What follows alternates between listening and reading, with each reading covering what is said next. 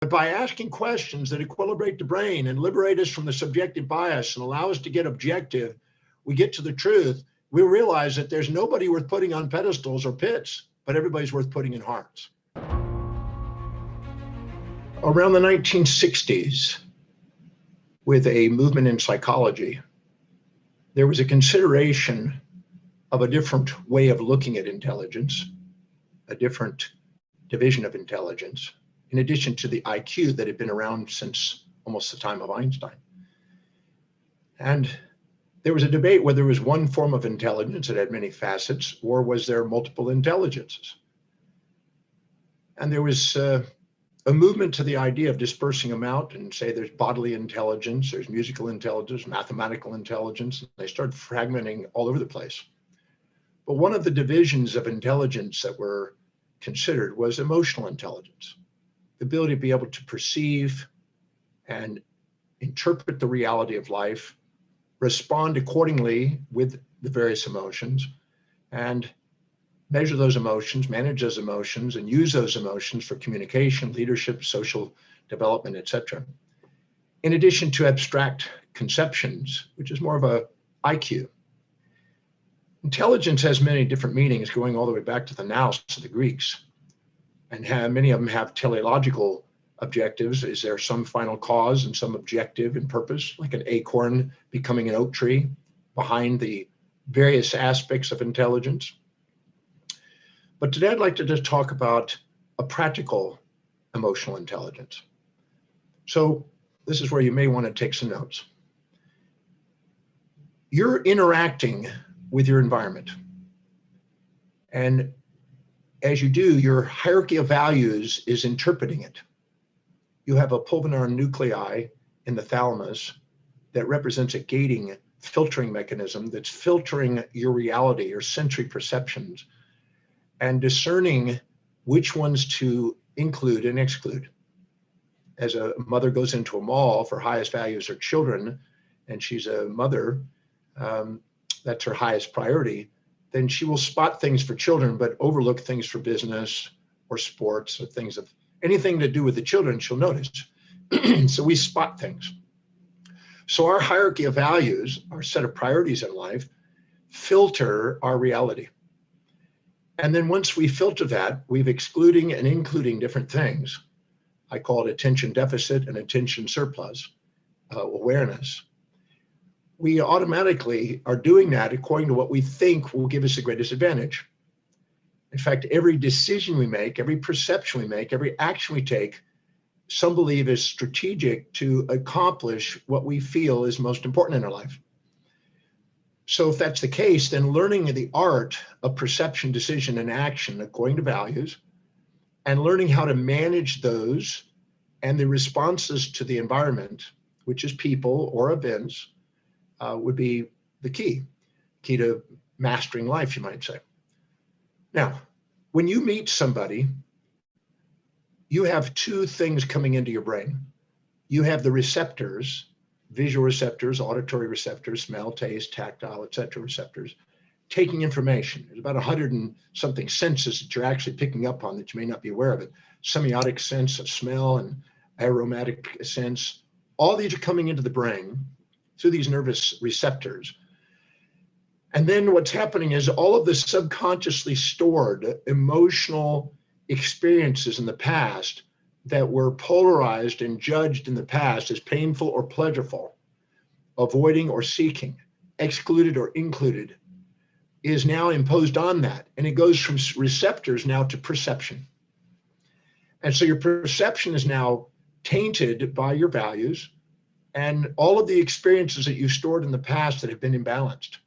Anything you saw that was more pleasurable than painful or more attractive than repulsive got stored as an impulse towards.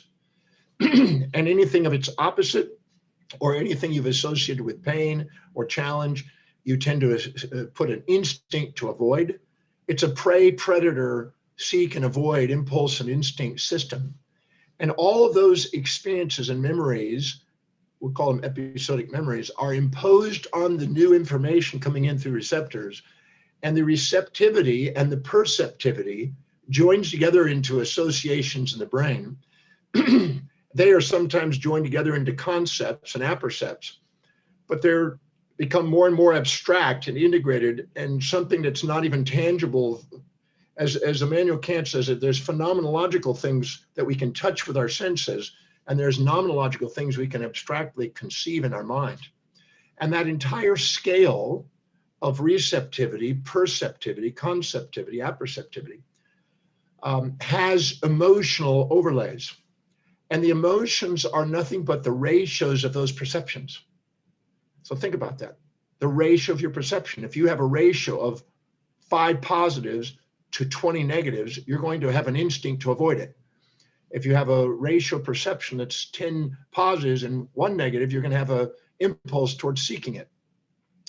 And you're going to have, because of those ratios, and because those are down in the survival animal area of the brain, the subcortical area of the brain, the amygdala, the desire center, they'll fire off because of larger diameter neurons that are necessary for survival and quick response. They'll fire off before you can think. And if you don't have any governance over that, it can run you. And that's kind of a emotional dysregulation syndrome. You're basically overreacting to things and having emotional responses that are extreme. So if you perceive something with your receptors, or receive something with receptors, and then perceive something that's reminding you of that's highly charged in the past that hasn't been neutralized, you can create an overreaction. You've seen this. You've seen people overreact over trivial things and then have no governance over it because it'll fire with an emotional feeling before you can think. And as a result of it, you can react, and then you go, ooh, then you judge yourself for that reaction because of a social idealism that you've subordinated to about how you're supposed to be, which is a moral hypocrisy in most cases. And then you have these emotions, and then they're stacked up on top of emotions. And those emotions are based on previous experiences, the subordination to outside ideals and norms that you're supposed to live by, your own personal experiences, the fantasy you've made about your life that you dream about that may not even be real, and the real objectives that you hold inside that are. All of those are woven together into an experience when you perceive. But the ratios of those perceptions are taking all that information in and creating a net result. And that emotional ratio will determine whether it's a primitive part of the brain firing for emergency or the advanced part of the brain, which is basically there for governance. You have a forebrain that has the medial prefrontal cortex and the executive center that is involved in governing those emotions. In fact, that area of the brain is involved in self-governance, self-management. And an individual that has more moderate, more neutral, more balanced ratios of perceptions awakens the forebrain and gets the executive center going, which then uses glutamate, which is a stimulatory transmitter, and GABA, which is an inhibitory one, and regulates those emotions of impulse and instinct. So it's really calming down from previous perceptions and neutralizing them and causing you less reaction. The individual who has the capacity to moderate those extreme, subjectively biased emotional reactions has, in a sense, a regulatory function, and they basically are considered high EQ, high emotional quotient. They have the capacity to not react and let the external world run them, but to use the external world to master their lives. And that's where there was a teleological significance to emotional intelligence, because it has a purpose. It has a purpose of mastering your life, fulfilling your life. You've heard me say in some of my presentations, when you can ask the question, how is whatever is happening to me on the way, not in the way, that's when the executive center comes online. When you see it in the way and not on the way, that's probably when your amygdala and your animal brain comes online and you go, my God, get out of it. Now, we need those emotions when you're in a true emergency. A true emergency, about to get hit by a car or train, or somebody's about to stab us or something. But the reality is that that's very rare. The number of times we actually have true alerts in our life that are really life-threatening are very minimal. Most of the time, we've exaggerated those things and caused reactions and then had to learn to calm them down. And our ability to adapt to things that are seeking and avoiding, the resilience factor that we have, measured by our heart rate variability, which is a measurement of how lateralized our sympathetic and parasympathetic nervous system become when we're under fight or flight or arrest or digest. When we're able to regulate those and keep those moderated, we have the greatest heart rate variability, which means we can adapt and have resilience to no matter what happens to us and quickly regulate it back. And if we can have a stimulus, realize it's just a false alarm, and then go right back into centering ourselves, that's mastery. That's, in a sense, a high EQ. It's also associated with a high IQ. High IQ is also the ability to abstract. Now, what that means is the farther you go up into the forebrain, the more associations you have, and the more you have governance of those associations, and the more you can take, no matter what happens to you, impulsively or instinctively, things you seek or avoid, and neutralize them in your mind. So this gives rise to a question on how do you actually master emotional intelligence? What's the key to it? Well, here we go. Let's go down the rabbit hole a bit. I've been working on developing a methodology on this literally since I was 18 years old. And I'm 66, going on 67 now, so you can tell that's been a bit of time on it. So what's interesting is if you perceive somebody, let's say walking towards you, and you perceive them and they have in your receptors data, information that is correlated with past pleasurable experiences, you may associate with them. I can trust this person. The oxytocin is up high, the vasopressin's up high, the dopamine's up high, and you go, I can trust this person. I feel connected to this person. I'm not threatened by this person. I'd like to get to know this person. And then what happens is it's because you have associated in the subconscious mind where you store those pleasures or pains, stored those that way. So you tend to put them on a pedestal and you tend to be gullible to the pleasures that you've associated. That may not be who they actually are, but because of your past experiences, you're overlaying in your perceptions an assumption of who they are. You may discover within a minute or so, or an hour or so, or a day or so, or some longer period of time, a fatal attraction that's not the person you thought. You found, oh my God, there's a lot of psycho behavior here that you didn't expect. Or you may meet somebody that's highly resentful to, that you're resentful to because of past associations or remind you of a certain type of person by the way they dress or the way they move their face or something. Any cue could do it. And then you have this subjective bias initially on there, and then you eventually discover, oh, they're pretty lovely people. I have to get to know them. So anytime you put somebody on a pedestal, it's because you're too humble to admit what you see in them is inside you. And it's because you have stored in your subconscious mind associations that are more impulsive and pleasurable to you and more supportive to your purpose in life. And that's why you're engaged in them and you open up to them. Kind of like you want to eat them and consume them like a prey. You want to get to know them and get up close to them. Get to find out what they're made out of, consume their existence. But if you meet somebody that you resent, it's obviously because you're too proud to admit what you see in them is inside you, and you're disowning that. And it's because of past associations you've had stored in your subconscious mind of pain, avoidance, challenge. They're reminding you of that. So you don't trust that person. You want to avoid that person. You're skeptical of that person. You're not gullible, you're skeptical. Now, it has nothing to do with what's out there. What's actually out there may be a lovely individual, but you've got in superimposition of it, of all your subconscious baggage. Whenever you go into a relationship, bringing that baggage into that relationship. And that relationship's going to have to learn how to deal with that. And their ability to manage that and own what they see in you is the key to their emotional intelligence. See, the term empathy, which is really a reflection of what you see in others inside yourself, if you can ask the question, what do I perceive in them? Where do I do that in me? And what's the benefit to me if we see it negative? And what's the drawback to me if I see it's positive? I can take the ratios of perceptions that have been skewed because of my subconscious baggage, and I can clear my subconscious baggage and respond to them in a respectful way without being infatuated or resentful, and just get to know the individual. If we infatuate with somebody, we don't know them because we're conscious of the upside and unconscious of the downside.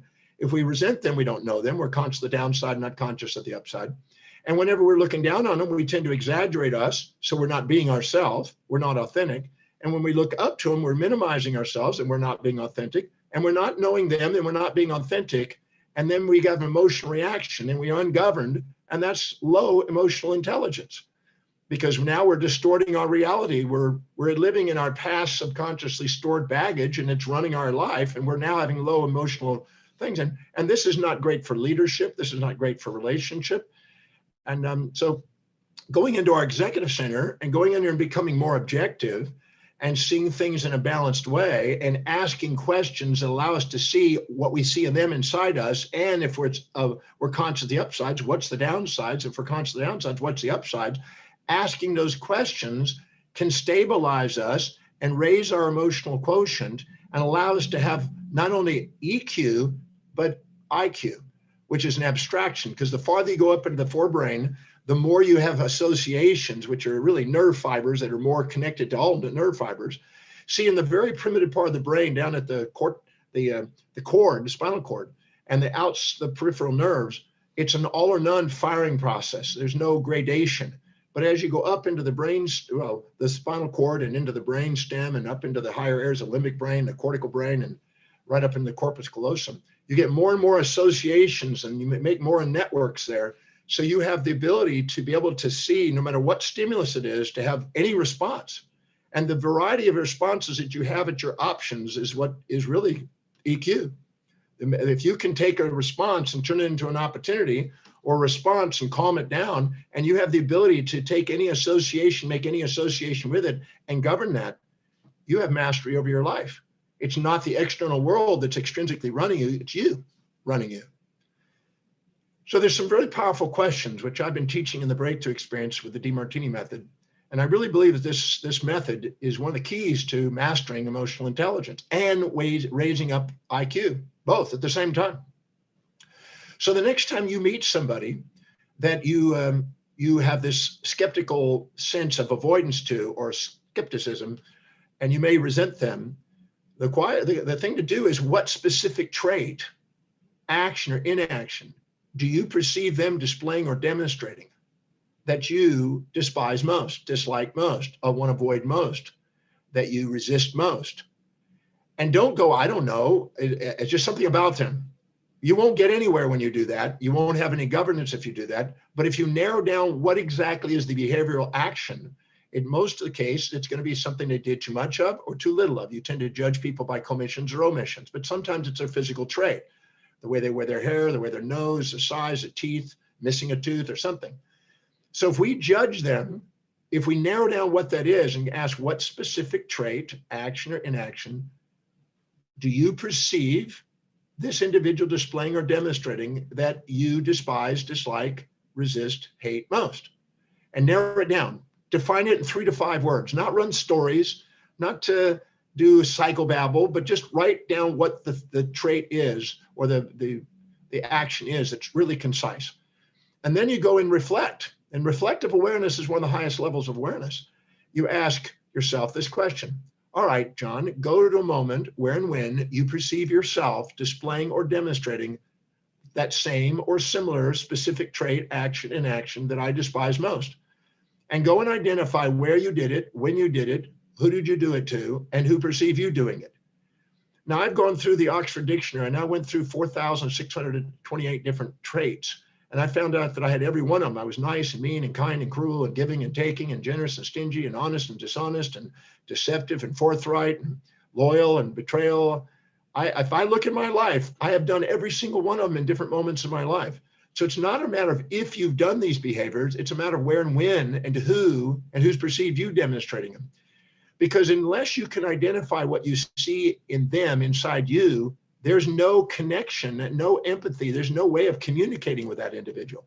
Otherwise, you're going to be too proud or too humble to admit what you see in them is inside you, which means you're inauthentic and you're just skewing the distorting what they are. And there's poor communication, and that's a low emotional quotient. And that's overreaction and underreaction. And you store it in your subconscious mind, and then you're like an animal running around, extrinsically driven. But reflective awareness and looking at where you've done it and looking at the forms in which it's done and owning it quantitatively, qualitatively until it's equal. And I am certain that's doable because I've done it on 100,000 people and I've demonstrated it over and over again. And almost every week in the breakthrough experience, people say, well, I don't know, I can't do it. I don't. And then 10 minutes later, they find it. So don't waste your time being addicted to pride of the fantasy of who you are. get true about who you are and discover that you're everything. I always say at the level of the soul, nothing's missing you. At the level of the senses, things appear to be missing in you. And anything you appears to be missing in you are things you're too proud or too humble to admit you have. And as long as you're too proud or too humble to admit you have what you see in others, you're going to have a low EQ and a low IQ, because you're basically sitting there assuming proudly that you don't do that, or shamefully that you do that. And you're sitting there exaggerating and minimizing yourself instead of being yourself. And people want to be loved for who they are, but if you're not willing to be who you are, how are you going to get love for it? But by going in there and owning it and finding out exactly reflectively where you do it, you immediately stop the judgment.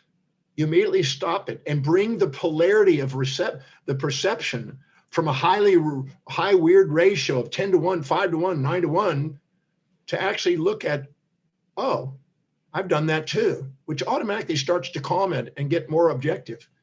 Then to go to the next question, another question. Now go to a moment where and when you perceive this individual actually displaying or demonstrating that specific trait, action that you despise, hate, or resist.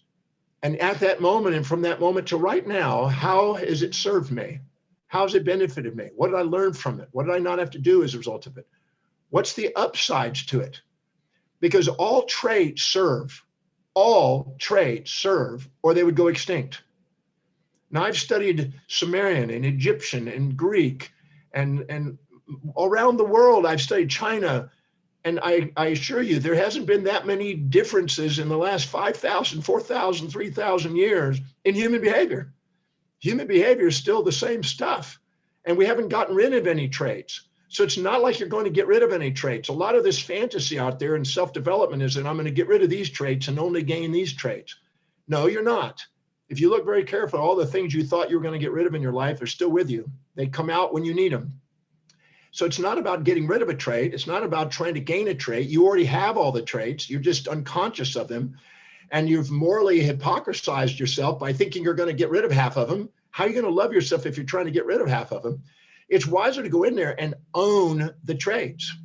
That's why I went through the 4,628 traits and own them, because then that is a preemptive strike to reduce the probability of judging another person when I first meet them out of subjective biases of my past that I haven't been willing to work through.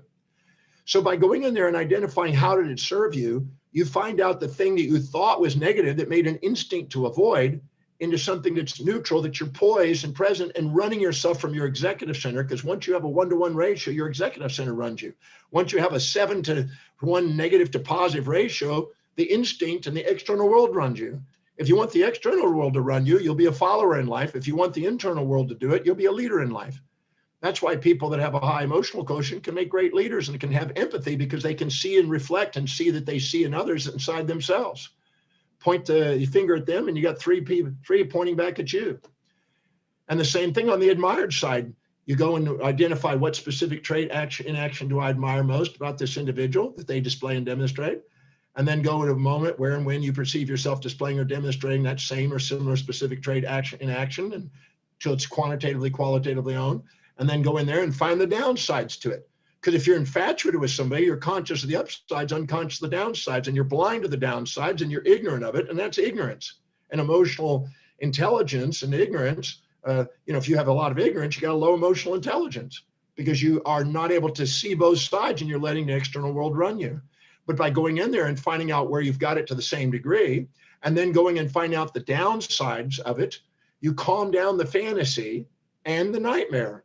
The resentment is the nightmare. The fantasy is the infatuation. And instead of letting those occupy space and time in your mind and run you at noise, you've probably had nights where you've been trying to go to sleep and you're highly infatuated, excited about something, or highly resentful and can't sleep because you have a dysregulation syndrome going on because of ratios of perceptions, because you haven't monitored and managed your emotions, because you're not letting the executive center come in there and with glutamate and gamma, calm down the impulses and instincts, or the instincts and impulses, and calm them down and regulate them and bring them back into balance. If you have a real emergency, you need that amygdala for that. But that's rare. The reality is that the people you meet are your hallucinations from subconscious baggage that you never cleared. In the breakthrough experience I go through, and I show you how to neutralize that baggage So the world's not running you, you're running you. So you can have high EQ and high IQ. High IQ is an abstraction, the ability to take an event and bring in associations that are not necessarily with that event, and going in there and think of other experiences of how that could serve you when you're looking down on it, or how it could be disservice to you. And when you can do that with a forebrain and take all the association fibers in the brain and use them all from previous experiences to have a broader perspective, literally, the forebrain is a broader perspective where things are neither good nor evil, neither black or white, neither infatuation, resentment. They're a combination of the two. That's what we call love. Love's a synthesis between these theses and antitheses, a synthesis and synchronicity of opposites, where you have a 1-to-1 ratio, and you're actually poised and present and purposeful and patient and productive. And that's a very high IQ and EQ.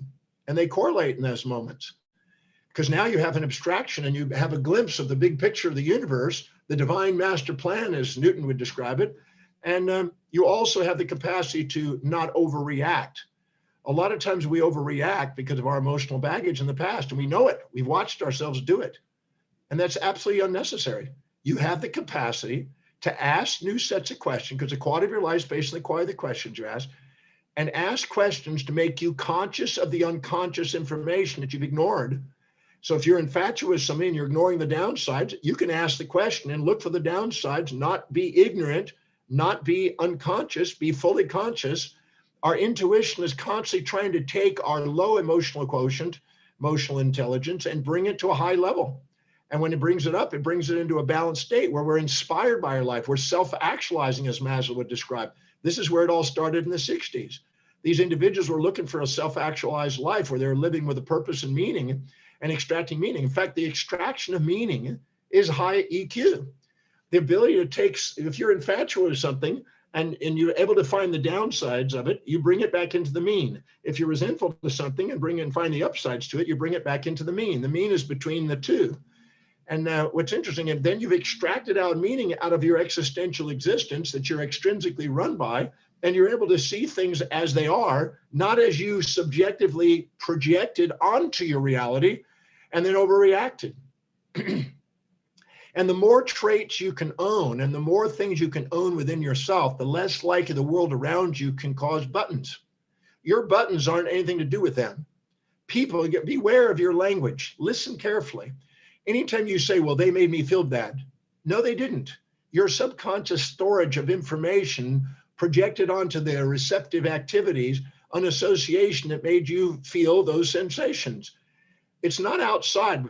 You know, Epictetus says that we go out and we blame others. That's when we're first on the journey of self-development. Then we blame ourselves, and that's when we realize, oh, it's a subconscious baggage. And then when we have emotional intelligence and IQ, we then realize, you know what, there's nothing to blame. We've now neutralized it. We see the hidden order in it. We've extracted meaning out of it, and we're grateful for it.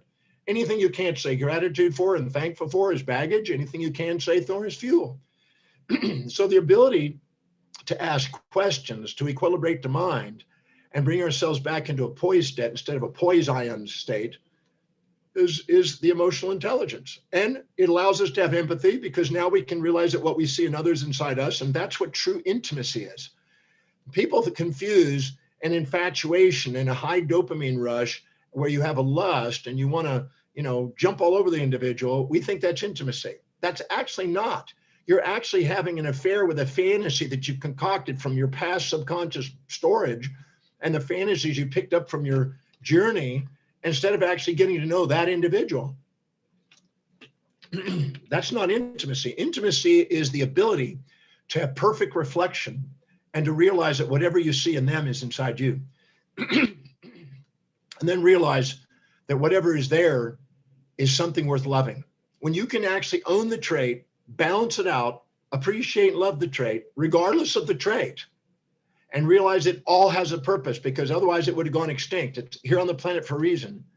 When we can see it all on the way, not in the way, we've mastered it.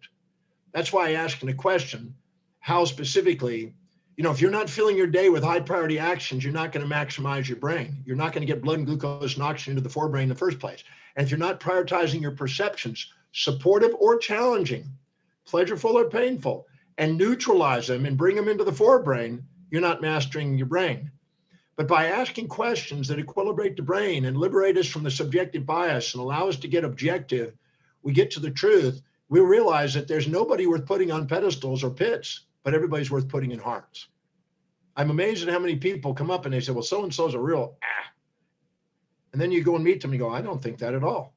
Because the way they're interacting, because of their baggage and the way they're responding to them.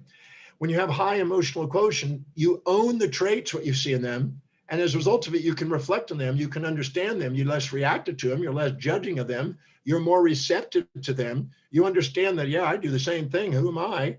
And you end up having more reflection, more equity between you and them. And when you have equity between them, you have equanimity within you, which allows you to be authentic. And when you're authentic, that's the most fulfilling thing you can be. You want to be loved and appreciated for who you are. That's the way to do it. By equilibrating your perceptions of others and equilibrating them within yourself, you liberate yourself from the false facades, the masks, the personas, the facades you wear, and you get to be you. And that's really what we're driven to do. From all of my research on the brain is doing everything it can to try to get you with homeostatic mechanisms, trying to get you authentic. And really everybody in your life is actually coming to bring that to your awareness. The person you're infatuated with, the only reason you're too humble to admit what you see in them is inside you is because the truth is you have everything you see in them in your own form, in your own values, but are too humble to admit it because you're comparing your actions to theirs and thinking theirs is better than yours instead of honoring where yours is. When you do, you realize they brought this into your life to make you aware of what magnificence you have. And the same thing on the side where you're resenting people. They're reminding you of something you're feeling ashamed about that you haven't found the benefits to in yourself or them. And they're giving you an opportunity to have emotional stability again by knowing how to ask the right questions. So the people around us are coming into our life to point out what we haven't loved and owned inside ourselves, to give us an opportunity to liberate ourselves by asking quality questions, which is what the Demartini method in the breakthrough experience is for, to help you dissolve those subconsciously stored impulses and instincts that are running your life so you can liberate yourself to get on with your mission. Your mission is different than your passion. Your passion is about avoiding pain and seeking pleasure. It's an animal response. It means to suffer if it's in its etymology. It's basically because if you're infatuated with somebody, you're going to try to change yourself into being like them, which is futile. If you're resentful, you're going to try to change them to be like you, which is futile. But if you love somebody and let them be who they are so you can be who you are, that's not futile, that's utile. That's where we maximize our communication skills, is maximize our business sustainabilities, maximize our income, maximize our relationship dynamics. We get to self-actualize our life by mastering this emotional quotient or emotional intelligence, sometimes called. So since the 60s, there really isn't anything new there. I mean, I can go back and trace some of the same information back farther, but since the 60s and then into the 80s and 90s, Goldman and others come along and write about it and published a book, and it became kind of a main thing. Emotional intelligence, but it's really what your brain is doing when you're living wisely. In fact, love and wisdom, philosophia, automatically maximizes emotional intelligence. That's why studying the great minds and standing on the shoulders of great leaders and finding out what they did is going to reveal to you that their behavior is just self-governed. That's it. They didn't let the external world run their life. They allowed themselves to reflect, reflective awareness. By asking the questions I gave you, how specifically is whatever's happening on the way, not in the way, and calming down the infatuation, resentments, and becoming fully conscious of the unconscious so you can actually go out and lead, you wake up your leadership in your life and you give yourself permission to do something amazing and shining. And that will expand your space and time horizons. That will expand your game and where you want to play. And if you really want to make a difference, you're not going to make a difference fitting in and trying to be somebody you're not. You're going to make a difference not wearing facades, but being authentic and taking down the you might say the masks and getting authentic. That liberates you to be yourself. And that's what we all want. And that's what the method, Demartini method's about. That's what Breakthrough is about. That's what this presentation is about. So I just thought I'd go over a little background on emotional intelligence. And hopefully I went not too fast for you. Sometimes I speak fast, but I hopefully we got some message across. Maybe you can watch this again.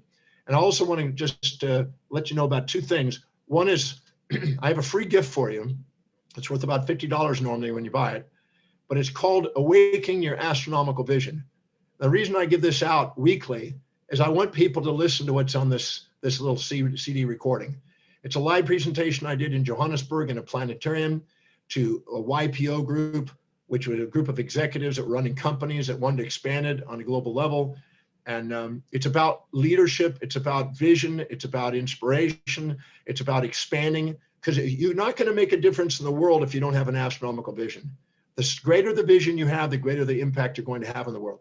You may think that you don't really care about doing something good or great in the world or whatever, but the reality is that you have an innate yearning to want to make a contribution.